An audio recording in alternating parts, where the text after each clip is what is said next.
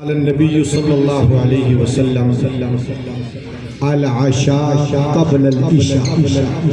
اس حدیث پاک کی بس اختصار کے ساتھ عرض یہ ہے کہ جیسے استاد جی نے بھی فرمایا کہ بھائی کھانا آ چکا ہے، حدیث بھی کہتی ہے کہ بھائی عشاء سے پہلے عشاء آ جائے تو اس کو تناول کرنا چاہیے۔ لیکن میں دل کی گہرائیوں سے حضرت استاد جی دامت برکاتہم العالیہ کو مبارکباد پیش کرتا ہوں۔ مجھے چند سال مہینوں کی بات کریں، میں استاد جی کے دروازے پہ یہاں کسی علاقے میں مدعو تھا تو استاد جی سے خوشگوار موڈ میں خیر خیریت پوچھی تو اس کے بعد میرے کانوں کی دہلیز سے یہ آواز ٹکرائی۔ استاد جی نے کہا بھائی ابھی میں جوان بیٹے کی تدفین کر کے ہم ہنس کے بات کر رہے ہیں، اس وقت دروازے پہ پتہ چلا کہ یہ اتنی بڑی قیامت گزری۔ آج ان کا بیٹا قرآن کا حافظ بن گیا۔ کان ابوہما صالح، جن کے ماں باپ نیک ہوتے اللہ تعالیٰ وہاں دیکھیں موسیٰ علیہ السلام اور خضر علیہ السلام جیسے بندے کو لگا دیتے ہیں کہ یہ دیوار آپ لوگوں نے سیدھی کرنی ہے، چاہے پیٹ کے ساتھ پتھر بندے ہو یا آتے قلو اللہ شریف پڑھ رہی ہوں، لیکن آپ نے یہ دیوار سیدھی کرنی ہے۔ حضرت موسیٰ علیہ السلام نے فرمایا تھا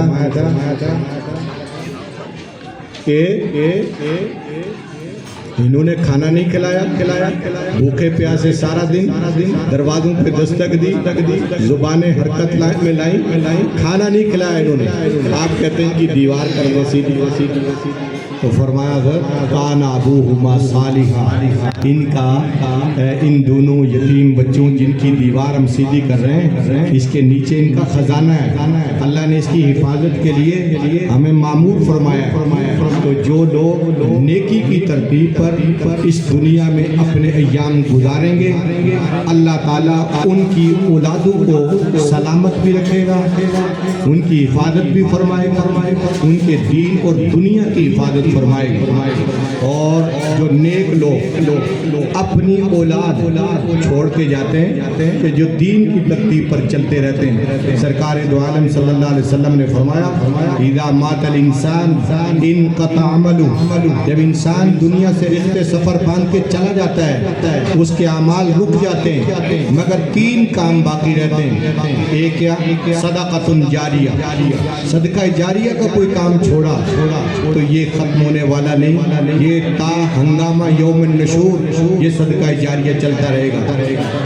اور فرمایا او ولد صالح یدعو لہ، نیک اولاد چھوڑی یہ اس کے لیے دعا کرتی رہے۔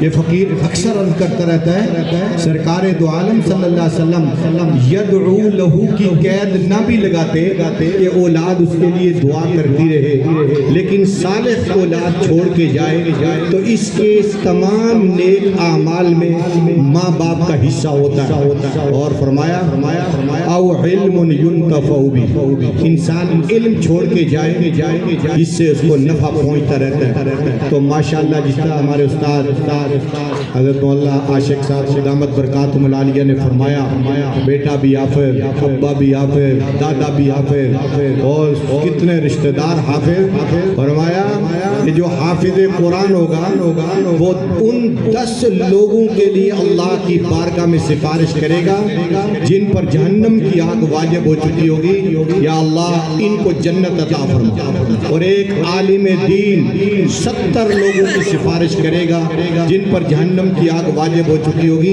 کہ یا اللہ ان کو جنت میں لے کے جا۔